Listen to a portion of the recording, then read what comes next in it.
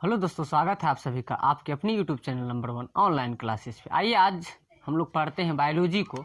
और बायोलॉजी में हमने आज किसको लिया है तो उसमें आपको आज बताया जाएगा कोशिका यानी सेल। कोशिका क्या है, उसका क्या सिद्धांत है, उसका खोज किसने किया, कैसे क्या हुआ, वो सारी जानकारी आपको इस वीडियो में मिलने वाले हैं। कोशिका से रिलेटेड जितने भी प्रश्न परीक्षा में पूछे जाते हैं वो सभी मोस्ट इंपोर्टेंट प्रश्न को हमने इसमें लिया है। तो निश्चित रूप से ये वीडियो आपके लिए है, बहुत ही बेहतरीन वीडियो है। और यदि आप इस चैनल पे फर्स्ट बार आए हैं, चैनल पे नए हैं, तो चैनल को सब्सक्राइब बाद में कीजिएगा। सबसे पहले आपको काम क्या करना है, इस वीडियो को पूरा देखना है। उसके बाद यदि आपको ठीक लगे तो चैनल को सब्सक्राइब करके वीडियो को एक लाइक कर दीजिएगा। तो चलिए शुरू करते हैं। यहाँ पे है कोशिका। क्या है? कोशिका। कोशिका को हम लोग बायोलॉजी के अंतर्गत पढ़ते हैं, जिसका कि अंग्रेजी सेल होता है। कोशिका का इंग्लिश नाम सेल होता है। ठीक है, अब बात करते हैं कि जीव विज्ञान के अंतर्गत यदि ये पढ़ा जाता है तो जीव विज्ञान के बारे में भी पहले जानना जरूरी हो जाता है। तो हमने यहाँ पे लिखा है, यदि आप चाहते हैं तो इसका प्रश्न भी लिख सकते हैं कि जीव विज्ञान किसे कहते हैं। और उसके लिए हमने यहाँ पे आंसर लिखा है कि सजीवों का अध्ययन जीव विज्ञान कहलाता है। सजीवों का अध्ययन जीव विज्ञान कहलाता है। सजीवों का अध्ययन जीव विज्ञान कहलाता है। जीव विज्ञान के जनक अरस्तु हैं। जीव विज्ञान के जनक कौन है? अरस्तु हैं। जीव विज्ञान के जनक अरस्तु हैं। और जीव विज्ञान को दो शाखाओं में बांटते हैं। जीव विज्ञान को कितनी शाखाओं में बांटा गया है? तो दो शाखाओं। आपसे प्रश्न पूछे जाते हैं परीक्षा में कि जीव विज्ञान को कितनी शाखाओं में बांटे गए हैं, तो आप इसका उत्तर दे सकते हैं दो शाखाएं में। यदि पूछता है कौन कौन, तो वो आपका हो जाएगा जियोलॉजी और बोटनी। कौन सब हो जाएगा? जियोलॉजी और बोटनी। तो चलिए, यहाँ पे आपने सीखा कि जीव विज्ञान क्या है और किसे कहते हैं, इसका आपको जवाब मिल चुका है। चलिए अब इसी के अंतर्गत जो हम लोग कोशिका और सेल को पढ़ते हैं उसके बारे में पूरी जानकारी हासिल करते हैं। जबकि यहाँ पे हमने लिखा है कोशिका, जिसका नाम बायोलॉजिकल नाम साइटो होता है। कोशिका का बायोलॉजिकल नाम क्या हो जाता है? साइटो होता है। जबकि इंग्लिश नाम होता है सेल। अब बायोलॉजिकल नाम क्या हो जाता है? साइटो। कोशिका का बायोलॉजिकल नाम क्या हो जाएगा? साइटो हो जाएगा। जबकि कोशिका का अध्ययन साइटोलॉजी कहलाता है। क्या कहलाता है? कोशिका का अध्ययन साइटोलॉजी कहलाता है। कोशिका का अध्ययन साइटोलॉजी कहलाता है। प्रश्न उठता है कि कोशिका का खोज किसने किया?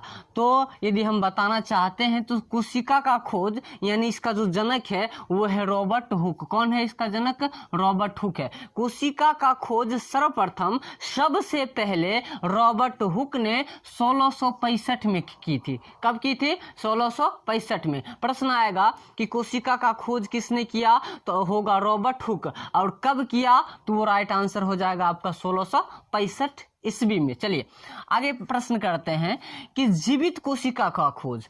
इन्होंने खोज तो किया, रॉबर्ट हुक ने कोशिका का खोज किया, लेकिन ये मृत कोशिका का खोज किया था। ठीक है, आगे बढ़ते हैं। जीवित कोशिका का खोज एंटोनिवान लुइनहॉक नामक वैज्ञानिक ने 1674 में जीवित कोशिका का खोज किया। जीवित कोशिका का खोज किसने किया? एंटोनिवान लुइनहॉक, जिसने 1674 में किया। लेकिन रॉबर्ट हुक ने इससे पहले मृत कोशिका का खोज 1665 में कर दिया। चलिए प्रश्न होता है कि आप इसमें कौन हो जाएगा? तो खोज जीवित का करे या मृत का करे, तो कोशिका का सर्वप्रथम खोज किसने किया?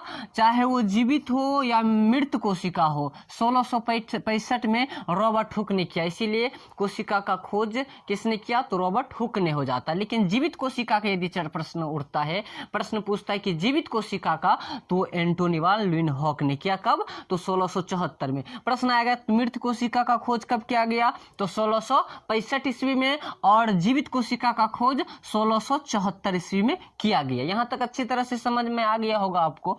अगला प्रश्न की ओर चलते हैं। कोशिका का सिद्धांत, इसका सिद्धांत किसने दिया था?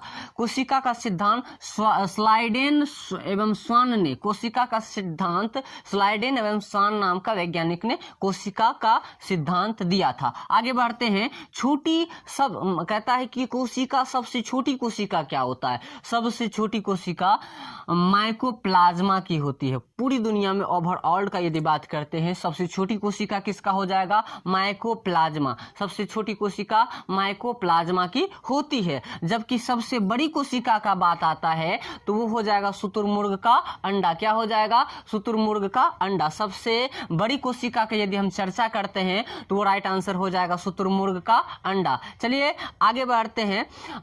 आगे यहाँ तक तो आपने पहले देख लिया कि रॉबर्ट ब्राउन ने 1881 ईस्वी में कोशिका के अंदर केंद्रक का खोज किया। प्रश्न उठेगा कि कोशिका के अंदर केंद्रक का खोज किसने किया?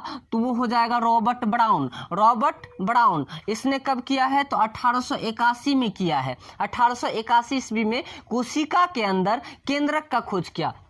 लेकिन कोशिका का खोज किसने किया था? Robert Hooke. कोशिका का खोज किसने किया था? रॉबर्ट हुक ने। याद कैसे रखेंगे? कोशिका का खोज हुक से रॉबर्ट हुक से खोजा था, खोद करके, है ना। तो किसने किया था? तो रॉबर्ट हुक ने। लेकिन कोशिका के अंदर केंद्रक का, कोशिका के अंदर केंद्रक का खोज रॉबर्ट ब्राउन ने किया। किसने किया? तो ब्राउन ने किया। रॉबर्ट ब्राउन ने कोशिका के अंदर केंद्रक का, कोशिका के अंदर केंद्रक का खोज किसने किया?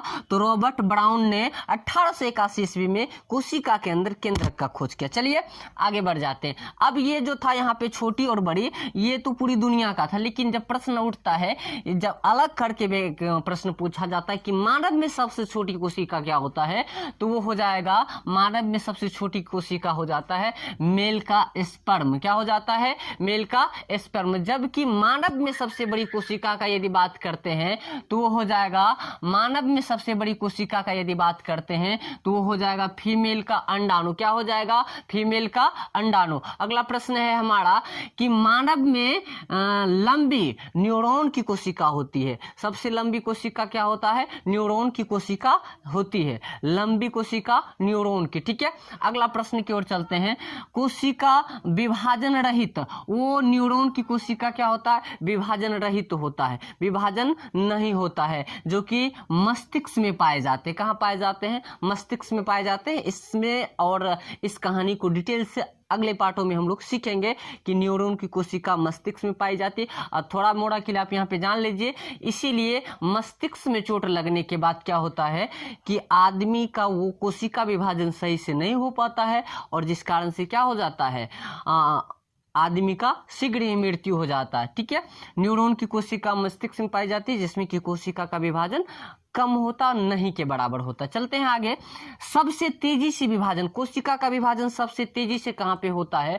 तो वो हो जाता है लीवर में। कहाँ हो जाता है? लीवर में। यदि लीवर में चाकू भी लग जाता है तो वहां पे कोशिका का विभाजन सबसे ज्यादा होता है। वहां पे आदमी क्या होता है? स्वतः ठीक हो जाता है, जल्दी से ठीक हो जाता है, उसमें उतना दिक्कत वाली बात नहीं है। जबकि आगे बढ़ते हैं हम लोग कोशिका के बारे में। अब कोशिका से मिलके क्या बनता है? मानव के शरीर में हर एक जगह कोशिकाएं पाई जाती है। क्या पाई जाती है? कोशिकाएं पाई जाती है। क्यों? क्योंकि यूनिट ऑफ सेल, मनुष्य के शरीर की सबसे छोटी इकाई क्या कहलाता है? कोशिका कहलाता है। मनुष्य के शरीर की सबसे छोटी इकाई क्या कहलाएगा? कोशिका कहलाएगा, यूनिट ऑफ सेल। तो सब अनेक छोटी कोशिकाओं मिलकर के क्या करता है? बहुत सारी कोशिकाओं मिलकर के, अनेक कोशिकाओं मिलकर के उत्तक का निर्माण करता, उत्तक बनाता। क्या बनाता है? उत्तक बनाता है। बहुत सारी कोशिका मिलके उत्तक बनाते हैं, और बहुत सारे उत्तक मिलकर के अंग का निर्माण करता है। किसका निर्माण करता है? अंग का।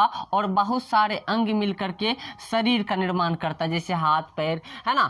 अब अगला प्रश्न उठता है कि मृत कोशिका को क्या कहते हैं? तो मृत कोशिका को नेफ्रोसिस कहते हैं। मृत कोशिका को क्या कहते हैं? नेफ्रोसिस कहते हैं। ये था आपका कोशिका के बारे में जानकारी।